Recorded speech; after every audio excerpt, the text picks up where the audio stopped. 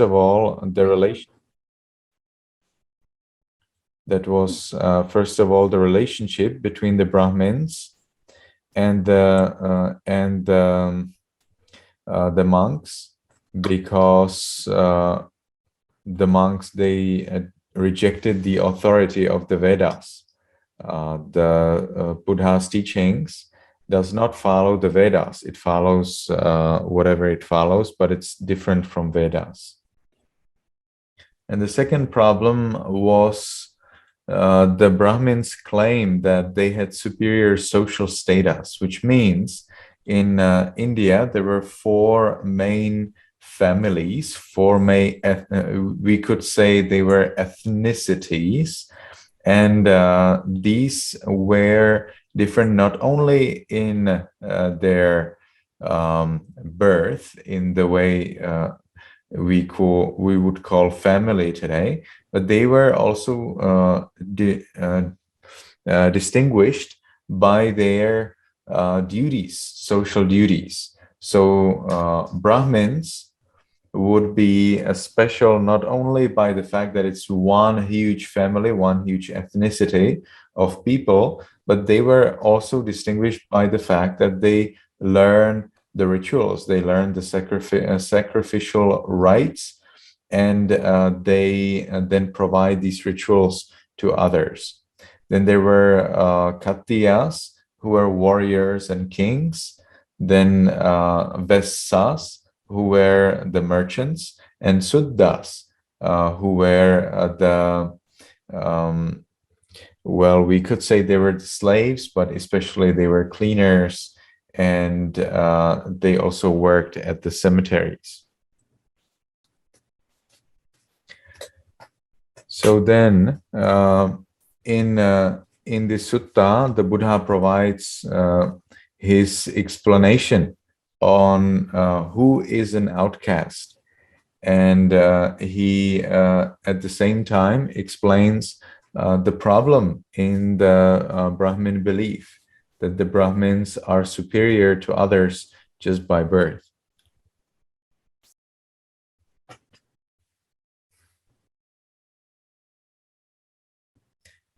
All right, so the sutta is slightly similar to the previous sutta that we read last week, but we can see that there is more emphasis on the precepts. So we can learn from this sutta more in detail the first, second, third, and fourth precepts out of the five main precepts. There is also an indirect mention of the fourth main role of monks, the so-called parajika. So there the Buddha explains that monks should not tell lies about their attainments, and that is mentioned in this sutta as well.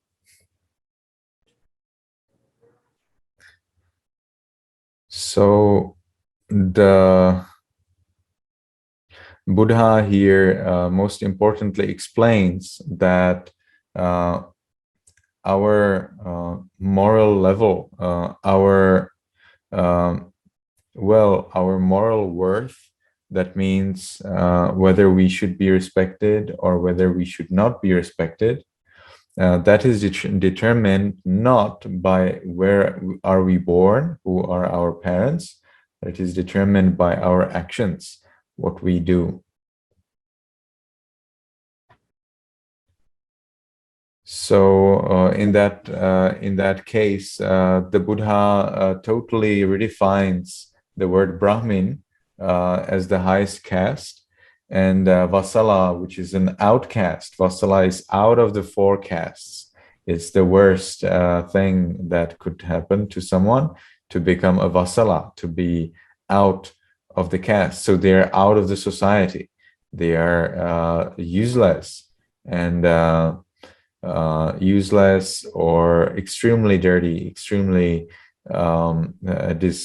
disrespected. So the Buddha turns it around, and he explains that actually Brahmanas are Vasalas, and that Vasalas can be Brahmanas if they want.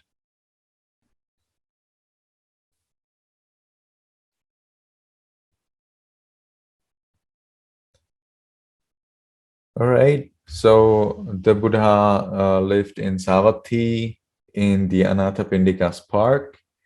And like we learned from the discourse on Kasi Bharadvaja, hopefully you remember, on the Brahmin who who was offering meal to the farmers, and the Buddha came and explained why, how does the Buddha actually plow and sow.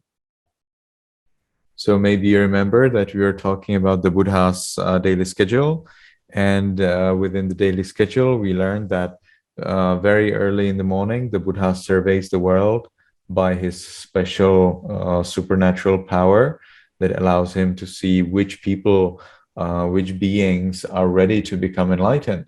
And then based on that, he then goes for alms round, and then he teaches those people who are ready to become enlightened.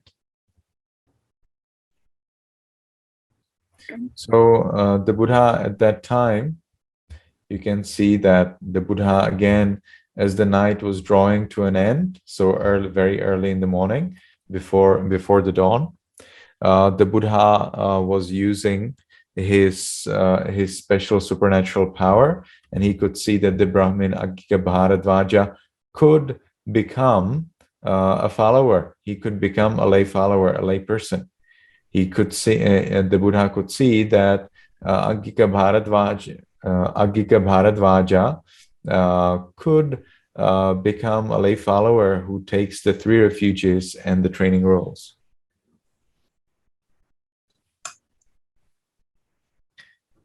Okay, and then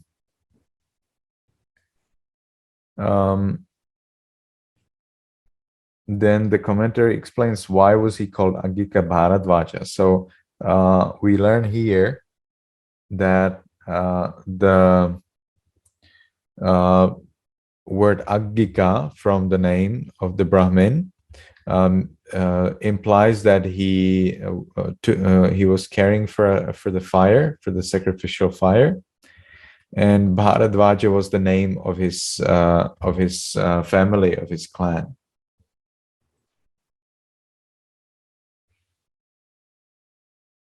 So now fire had been kindled, means that while this Brahmin was preparing the sacrificial fire, the fire went out, so he lost the fire. He provided a bundle of firewood, and he was fanning that firewood, so that thereupon the fire, the firewood blazed up, and there were a lot of flames as he was fanning it. So the Brahmin, as he was preparing his fire and doing his sacrifice, he offered milk, rice, ghee, honey, and molasses, which is like sugar. Well, molasses is sugar. So milk, rice, ghee, honey, and sugar. And this, I think, is an interesting point, because when you read about Brahmins and sacrifice, you will read about killing some animals, be it fish or goats and so on. And in this case, actually, this sacrifice was entirely free from killing any living beings.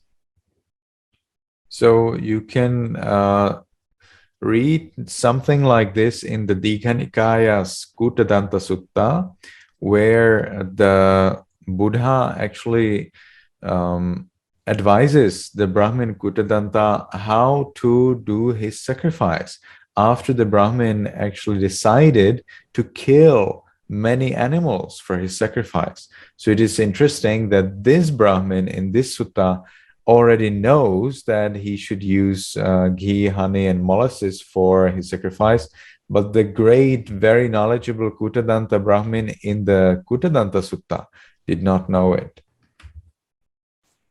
Okay, so now let's learn more about who was this Brahmin.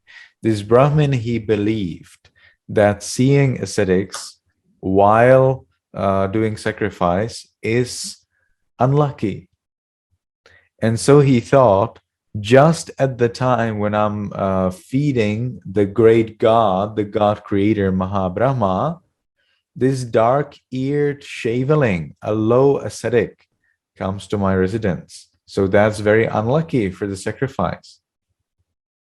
So he thought that now his sacrifice is doomed because an ascetic came and this is unlucky for him. So he got very angry. He thought, look at this monk. He's impure. He's impure by the fact that he's a monk and not a layperson. He is not worthy of offerings given given to the devas and to the Brahmins, and he called him a shaveling. So the reason is because he is a shaveling, he is vile. That means he's evil. He should not come to this region. So not having a hair, being an ascetic, is a problem because, again, we explained that ascetics, they do not follow the Vedas, they do not follow the religion. So therefore, those who follow the religion, the Brahmins, they take ascetics as evil. So the Brahmin calls the Buddha an outcast, not just because he would be angry, but also he was disgusted. He thought, look at this monk, he also allows other outcasts to become ascetics, to become monks. And then he is happy to eat with them and then use things in common with them. Because you need to understand that in the Indian tradition, one caste does not eat with other castes. So a member of Brahmins will not eat with members of Kshatriyas, especially with outcasts or with the Suttas, with the cleaners. So that was the habit, they did not want to associate each other in their daily, in their basic body needs, like eating or using basic needs.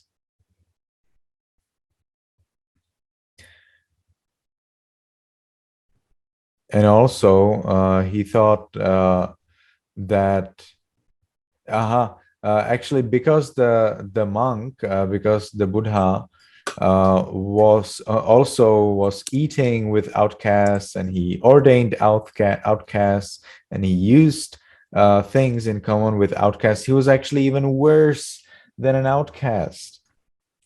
And also, it means he thought it was very bad for outcasts to come and see a sacrifice and hear the sacred chanting.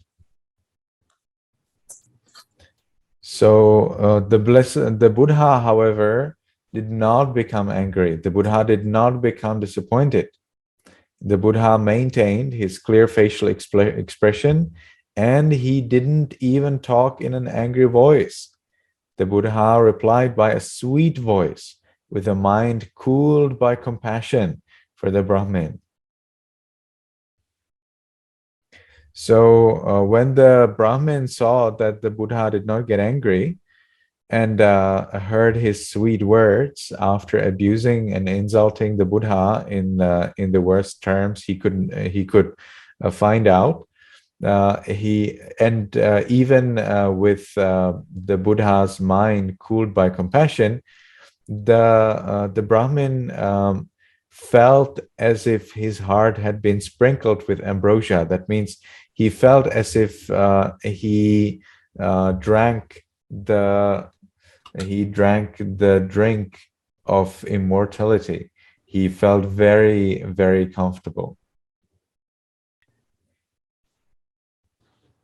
And so when he saw this, when he saw these clear faculties, the Brahmin was humbled, and as he was humbled as if he were spitting out poison, because he spoke with an angry manner to the Buddha, but the Buddha healed him of the consequences that usually come when you get angry with someone. That means that the other person is angry.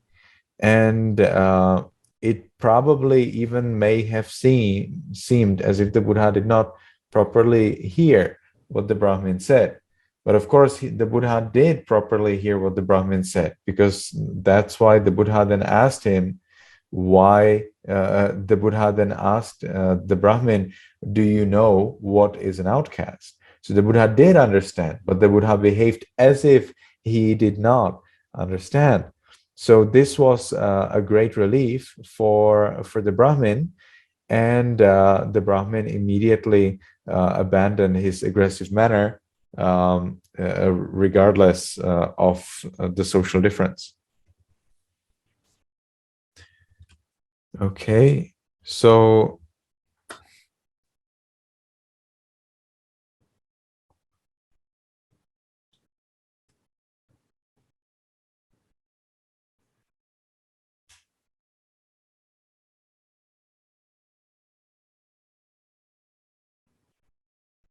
okay, so here we learn a very interesting thing.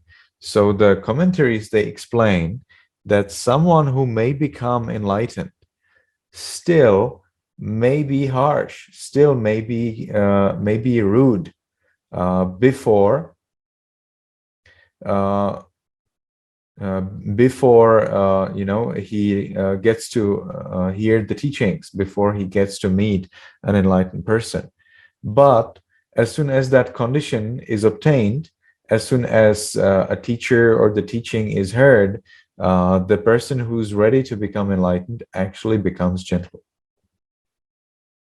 So then we see here the word sadhu, which is the answer of the Brahmin to the Buddha. When the Buddha asks, Brahmin, do you know what's an outcast? And the Brahmin explains, Venerable Sir, please explain it to me. I don't know. And here, the word please, is in the original text actually sadhu. Sadhu usually means well done. But in this context, it means it would be well done. And that can be said by the word please. All right. So the Brahmin says, it would be well done if you explained to me what's an outcast, dear Buddha. So the Brahmin is using this word sadhu. So the Buddha then encourages the Brahmin to listen and to attend closely. So the commentaries explain, why would the Buddha say two words? Why wouldn't the Buddha just say listen? So the commentary explains that the former, that means listen, means so that the Brahmin makes sure the words are not distorted. He tries to come closer and make sure that he's well, he hears well what the Buddha says. The latter, that means attend closely, means that the Brahmin needs to prevent a distorted grasp of the meaning. So listen is physically, attend closely means pay attention. So come physically, make sure that there's no other work or no other noise around, so that you can hear what I say. And attend closely. Make sure that you are well concentrated on what I say and you don't think about anything else. There's another meaning of these two words, listen and attend closely. In listen, former refers to the word listen. It means that the Brahmin will be carefully listening to the Dhamma, and attend closely means that he will try to remember. Okay, so he will try to remember it, and he will try to understand it as well. Examine the. All right, so now the Buddha starts to explain who is an outcast. So someone who is an outcast is angry and hostile, and he is someone who denigrates, who smears. That means who makes unclear, or who makes ugly the qualities that are actually good of others. So another person who is an outcast is someone who does not have a right view, or someone who has adopted the tenfold wrong view. So we already talked about wrong view and right view when I explained Samma Ditti in the meditation course, but here it is one by one. So the wrong view, number one, is that there is nothing given. That means whatever you give, it will not bring any consequence. Another wrong view is that there is no result of sacrifice or result of offering anything. But be careful, in the commentaries, it seems that this sacrifice and not offering is actually related to other kinds of support and donation. So nothing sacrificed, actually, nothing offered actually refer to not taking care of your visitors and not helping others. And then, but notice that here in English we see sacrificed, offered. Actually, this is an accurate translation of the Pali language. So the Buddha indeed uses the word for sacrifice and offering. The Buddha does not directly mean taking care of others or hosting someone at your home. Taking, how to say that.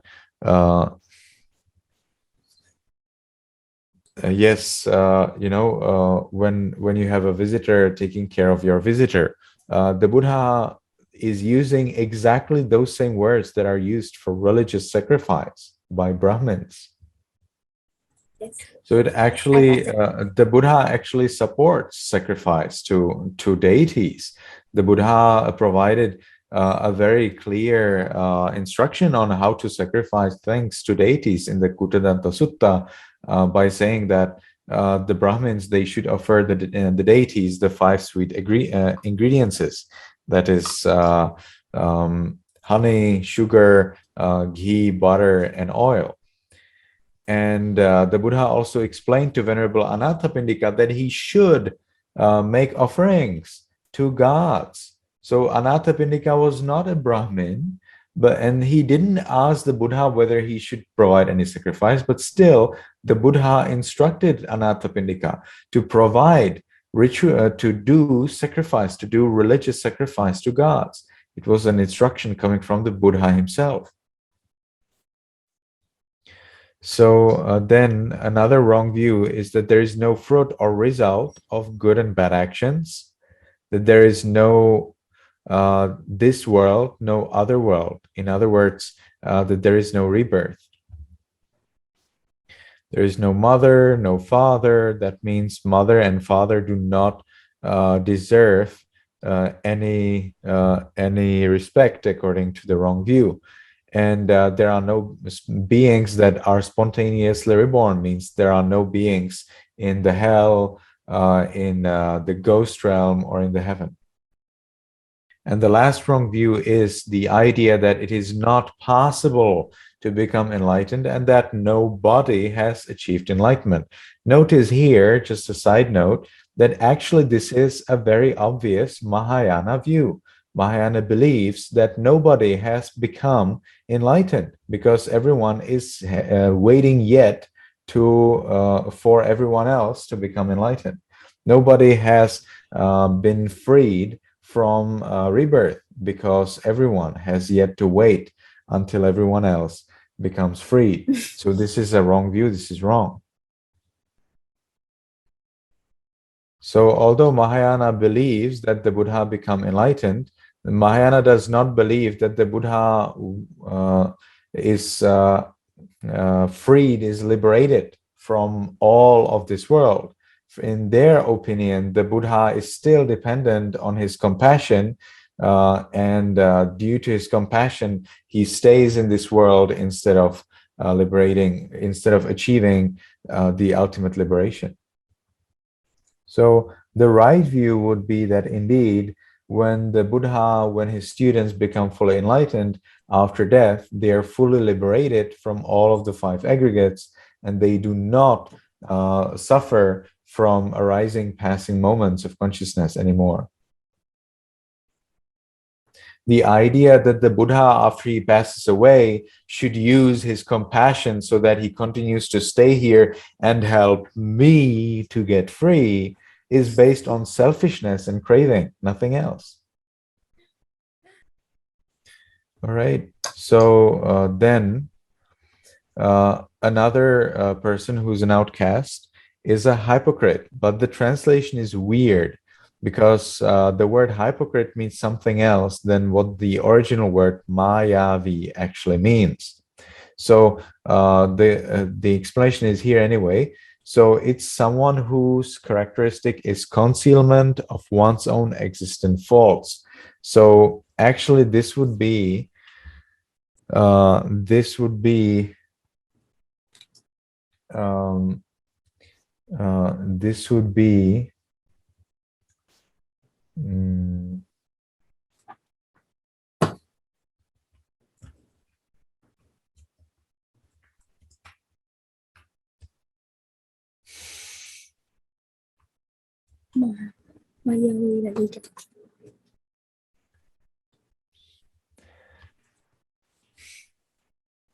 pretends. It's someone who pretends. I don't think that English actually has Yes. I don't think that English has exact word for this point for this thing. Yes. So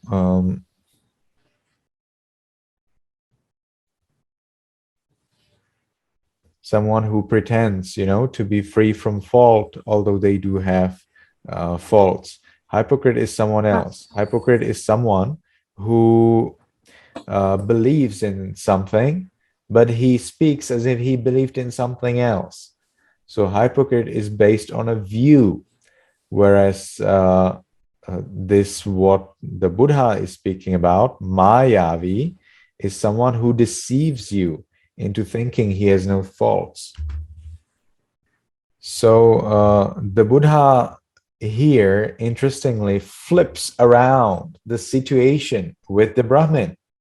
So while the Brahmin considers himself as Brahmin and the Buddha as an outcast, the Buddha here, by this explanation that one subject to anger and the other faults is an inferior person, the Buddha shows that the Brahmin by his anger is an outcast, and that the Buddha himself, by being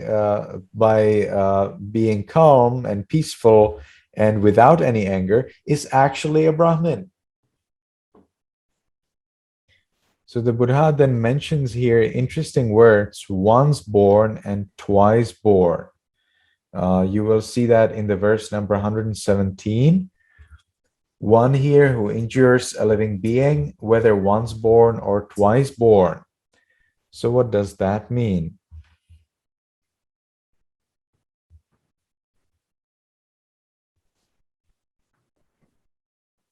So once born is someone who's not born from an egg, because he's born only one time. You need to understand that an egg is first time born from the hen, for example, or from the bird, and then the chick is born from the egg. So there are two stages of birth. So that's why it is called twice born. Once born is, for example, in humans, the fetus or the embryo escapes from the mother, from the womb, and it is born. It is complete. So there is no two births for humans, but there is one. There are two births for chicks because they are first born as an egg from the bird, and then for the second time they are born from the egg. Yes. So this twice born from for humans, the Brahmins also distinguish that there are twice born people, and that we will not probably learn from the Pali scriptures, but from a Sanskrit English dictionary. And the translator of this commentary, Venerable Bhikkhu Bodhi, provides for us the information from the Sanskrit English dictionary. So what is that? It explains that someone who is from any of the first three classes, that's Brahmin, Kshatriya, Vaisya, is actually born twice, because they are born in the they are born in the biological way, and they are also born in the higher caste. So they happen to be born twice.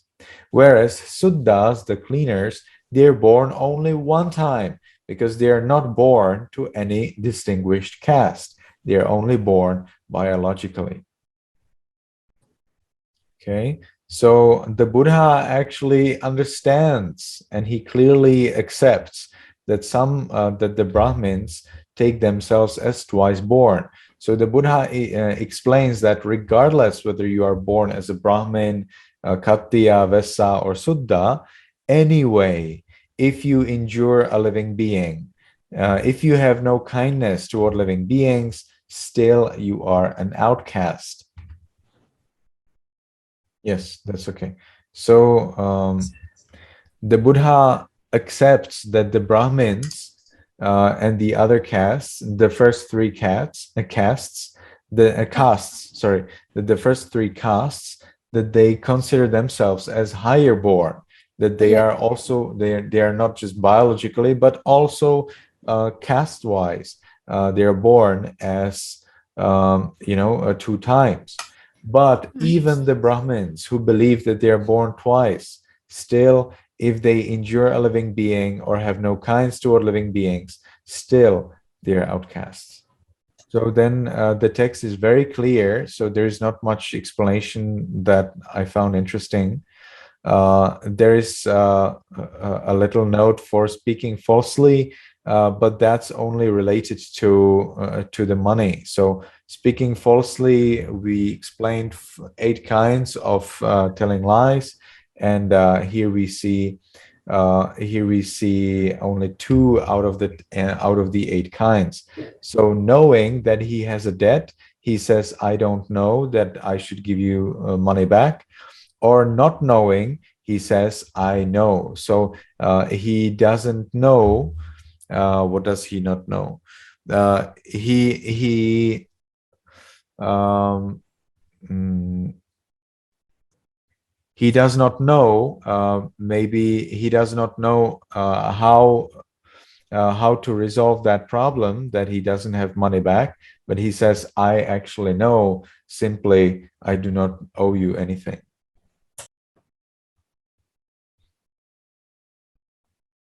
Okay, so now what does it mean when the Buddha says, "One here who speaks in the manner of bad"?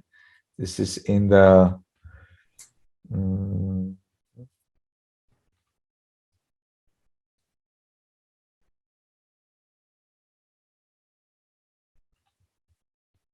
let me see, what is the verse?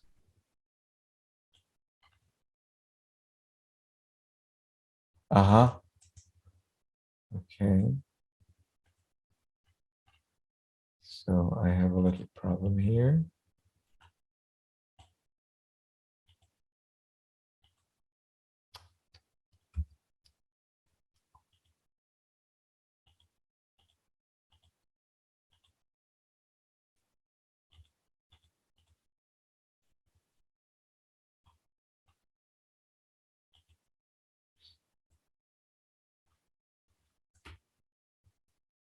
This is 131. If you look at the verse 131, one here who speaks what is untrue. So what does the Buddha mean here? So it's someone who utters the speech of bad people, like one who, because there is asatang, be careful. So the word asatang has a problematic translation. It can be translated as untrue, but also as bad.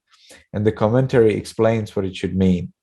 So the commentary explains one who speaks what the bad people speak, like someone when there is a sign, that means astrological sign, on a certain day, this and that will happen to you.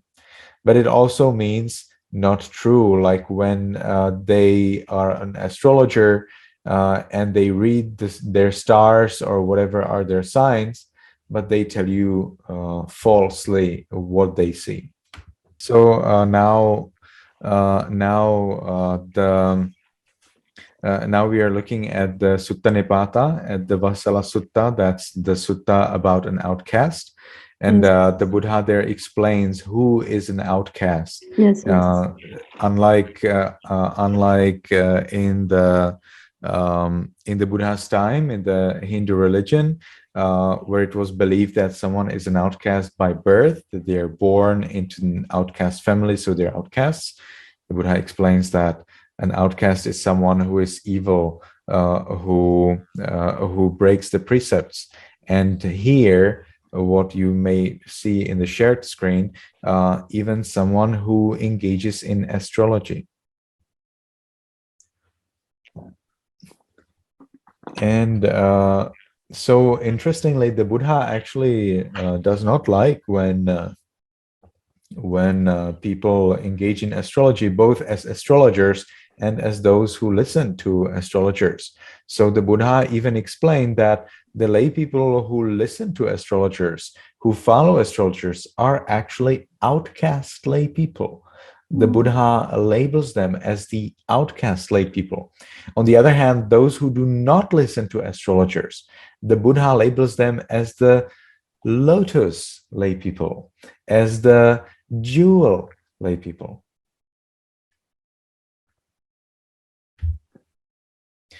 Okay, another person who is an outcast is someone who reviles the Buddha. That means someone who tries to, who speaks of the Buddha's qualities as bad, as evil, and suggesting that the Buddha is not omniscient. And also, interestingly, it is different in reviling, in blaming and insulting the Buddha's disciples, because there you are not supposed to know whether they're enlightened or not. So you would not probably speak about their enlightenment or not, because you don't know whether they're enlightened. But what you can know is whether they follow the precepts. So saying that a monk, a Buddha's disciple who follows the precepts, who is virtuous, actually is of a bad conduct, that also makes you an outcast. So this is a very important point, because when you consider monks, when you consider monks, you need to be very careful, because if you do not consider the monks breaking rules, then anything, whatever they do, whether you like it or not, you should not blame them for that. So if the monks follow their rules and you, for example, find out that they are angry or that they are greedy, you should not revile them. You should not say that they have bad conduct, because monks' conduct is based on the rules, not on anger or greed. So always monks need to be considered according to their rules, and not according to their greed or hatred. It is very important to understand this. When a monk follows all of the rules in Vinaya, even though he may be greedy and angry, he might be already enlightened. And when he is a stream-enter or once-returner, it is very bad to blame him. You don't know whether the monk is enlightened. That's the main point. So because you don't know that the monk is whether the monk is enlightened, but you know that he follows all rules, then it is possible that he is enlightened. And therefore, blaming that monk for greed or hatred is very, how to say it? It is very unwise. It is very, very dangerous. On the other hand, if you know that a monk breaks his Vinaya rules, then even if you do not see any greed and hatred, then this is not a monk that deserves much of your trust, because first of all, he's not enlightened, and second, he cannot become enlightened because he's breaking rules intentionally. Okay, so then At the verse 135, you learn about the fourth parajika, the fourth important rule of monks, that they should not tell lies about their attainments. And the Buddha explains that someone who tells a lie about their spiritual attainment is actually the greatest thief in the world. So the Buddha explained that there are five great thieves. One who steals the requisites as for the Buddha, the ultimate thieves are monks. So can be monks, or the other way, monks can become the greatest thieves, and monks who steal robes and so on, they are indeed great thieves. Then monks who steal the Dhamma. For example, they come to become monks to learn the Dhamma, and then they would, join another religion and teach the Dhamma in that religion as if it was theirs. The third, when the monks, when they when they accuse another monk of breaking serious rules, although the other one has not broken those rules. So accusing, blaming, insulting another person for breaking one of those main four rules, not killing a human being, not stealing something expensive, not having a sexual intercourse, and not telling lies about one's spiritual attainments.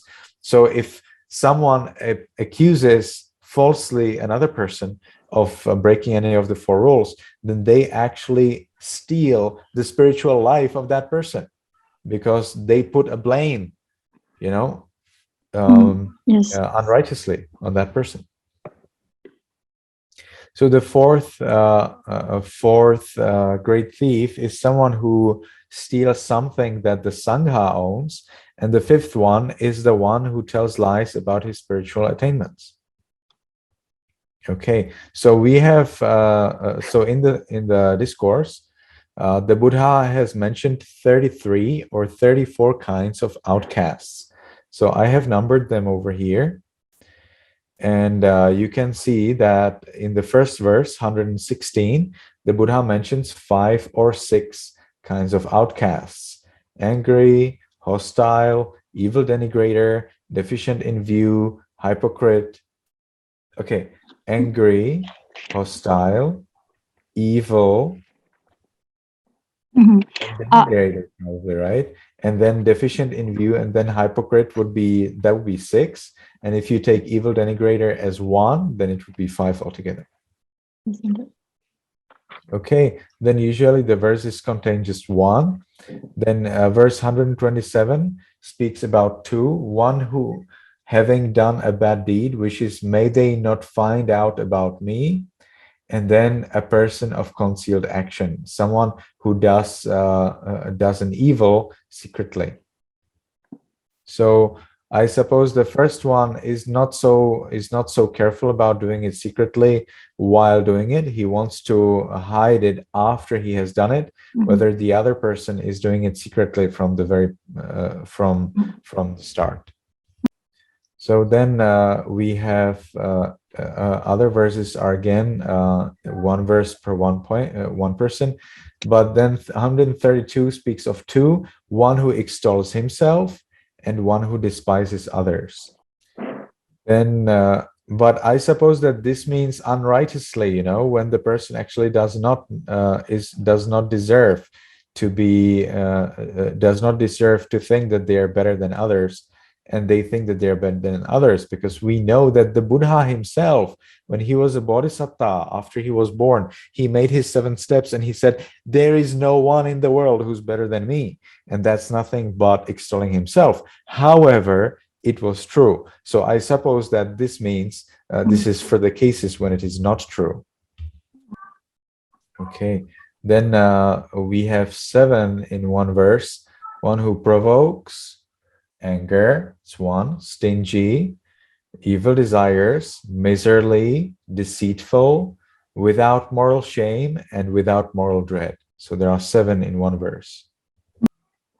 Verse 134 speaks of 2 people. So that's one who reviles the Buddha and then one who reviles his disciple.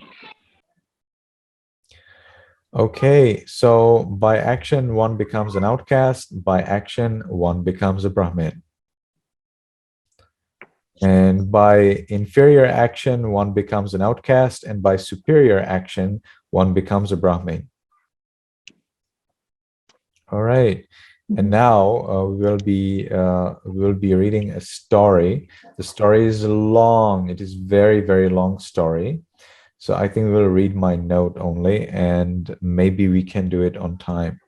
So the Buddha mentions a story of Matanga, who was actually an outcast by birth, but he was later worshipped as if he was a Brahmin by all Brahmins and Khatriyas. So Matanga, he achieved this thing. He was an outcast and he was worshipped by Brahmins. He achieved this thing very difficult, to be worshipped by Brahmins and Khatriyas. And that is difficult not just for outcasts, but also for everyone else. So then he actually later became an ascetic, and he achieved all the 8 jhanas, and later was born as a Brahma. Matanga achieved all of the 8 jhanas, all of the deep levels of concentration. Yes. And after he died, he was born as a Brahma, as a higher god. Okay, so now we are going to read the story. It's a little bit longer, even in my notes, but I think it will be better to read my notes so that we don't get stuck anywhere.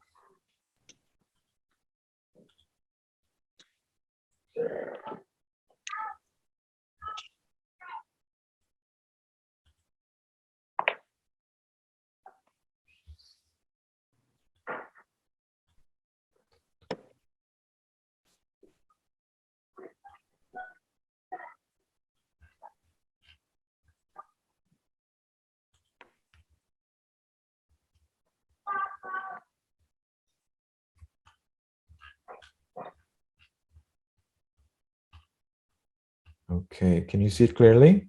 Yes, Bante. Yes. All right. So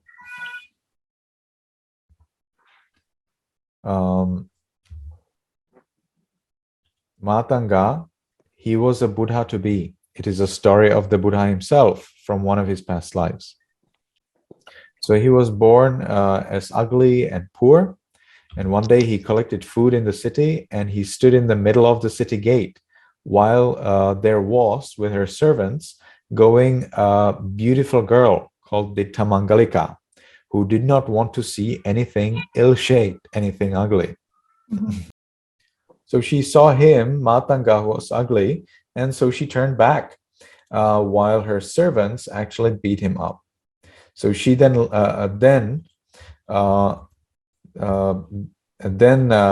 Matanga was very disappointed.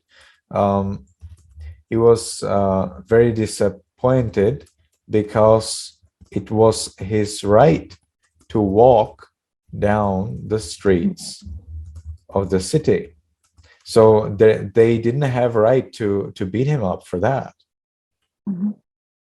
So he then lied down in front of her house, of the house of the beautiful girl, with the decision that either he will die there, which would mean for the next 7 generations, all of the house residents would be born as outcasts, or he will get the Tamangalika for a wife. So the parents of the girl offered him various bribes, even until 100,000 pieces of money, but he didn't give up. Finally, he got the after 7 days of lying there, he got the Tamangalika for wife, settled with her in a house, but he did not have a sexual intercourse with her.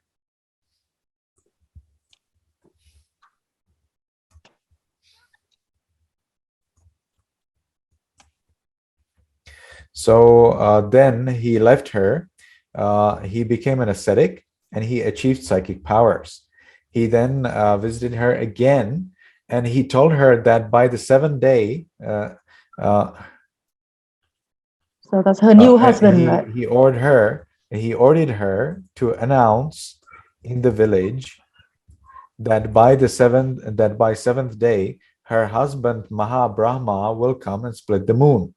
In other words, he asked her to go in the village and to announce to everyone that the husband of Dittamangalika will be coming back after, on the seventh day, and he is actually Mahabrahma, and that he will actually split the moon and everyone will see it.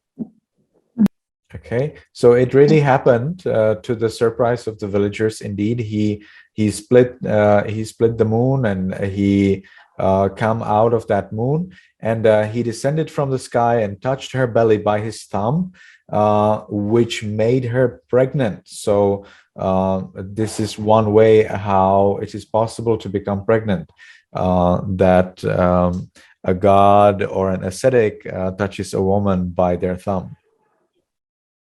So then she gave birth to a son called Mandavya Kumara, and but her son was very conceited. He wanted to give donations only to Brahmins and not to anyone else from any other castes. So then, when Matanga came on alms around to his son's house,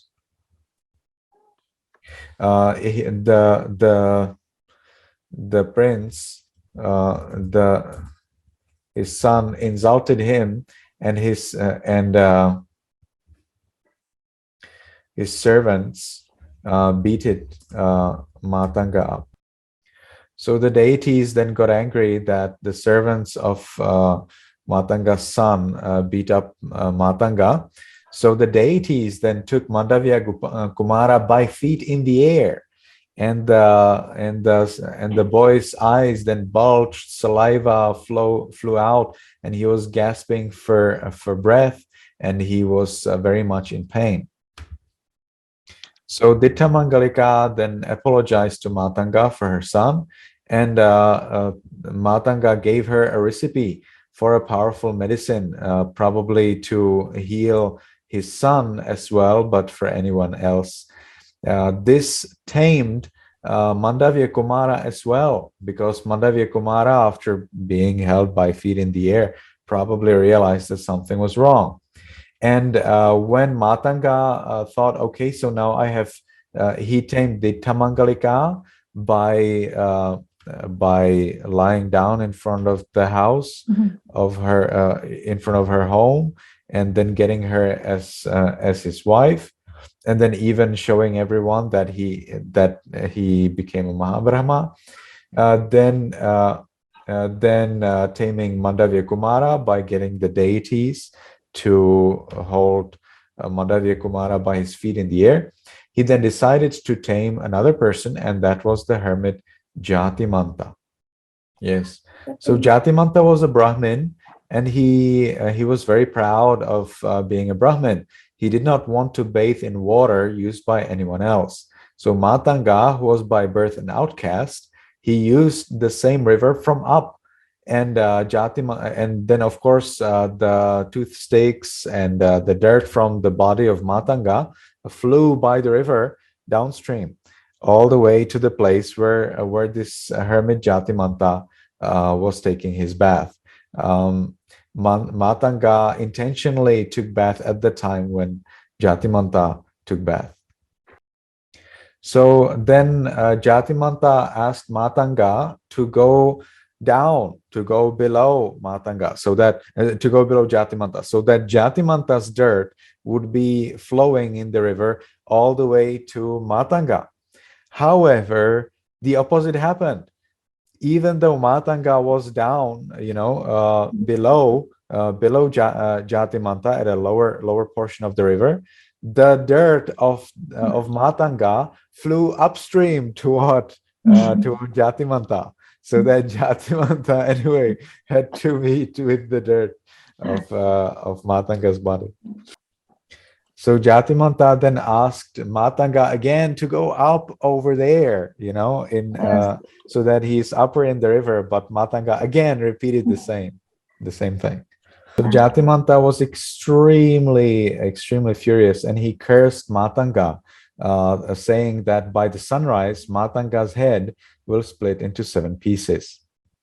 Now, this may seem as if cursing is a power that everyone has, evil, good, anyone, and anyone can use it anytime. It is not true. Be very careful. Curse works in the way you want when you are right and the other is wrong.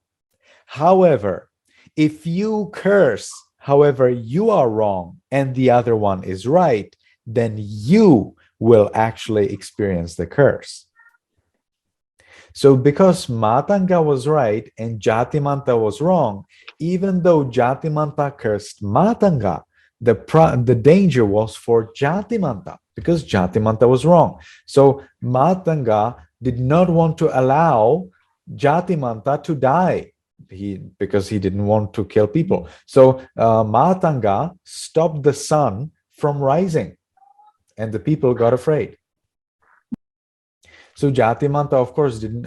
So the people they asked Jatimanta to apologize to Matanga because Matanga said, "If Jatimanta apologizes to me, I will allow the sun to rise."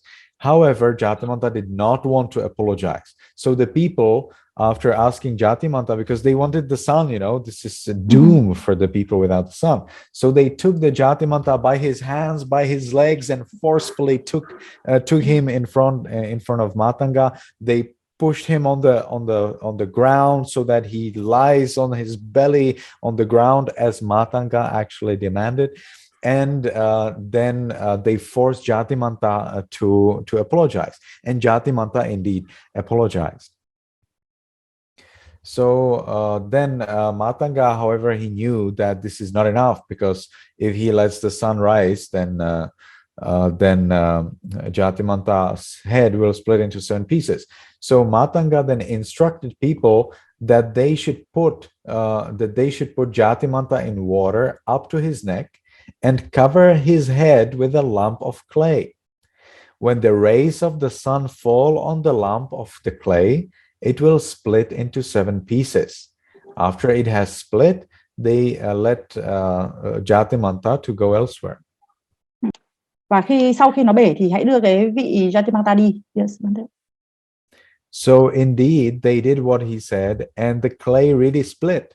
So the hermit got frightened and he ran away. So then people gained trust in Matanga, and spreading the story, all people of all castes from Jambudvipa worshipped him, the outcast. Okay, so that's the story. It's about 4 pages story, very, very long. And then we have a tiny little conclusion. So the people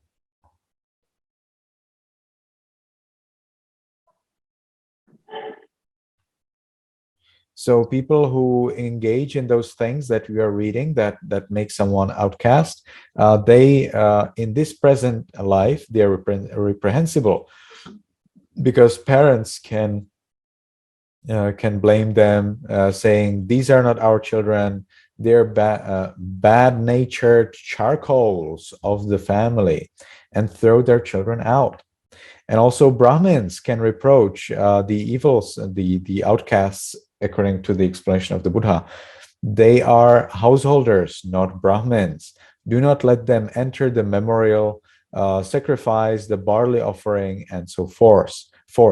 Do not converse with them. And other people also may blame these people who are outcasts, who are real outcasts. These are evildoers, not Brahmins. Thus, they are reprehensible. The problem is that when these Brahmins, even when they are born as Brahmins into the Brahmin family, when they actually act like an outcast, they will be born, they will not get a Brahmin life in their next life. So they will indeed be born as an outcast, or they will be born in the hell animal realm or as ghosts. Okay, nice. So that is all for Vasala Sutta.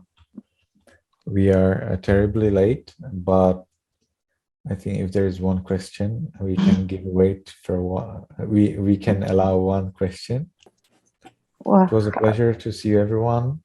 Yes, thank you. May you be happy, may you be healthy, and may you soon attain the eternal bliss of Nibbana. Thank you. And thanks, Sadhu, sadhu, sadhu.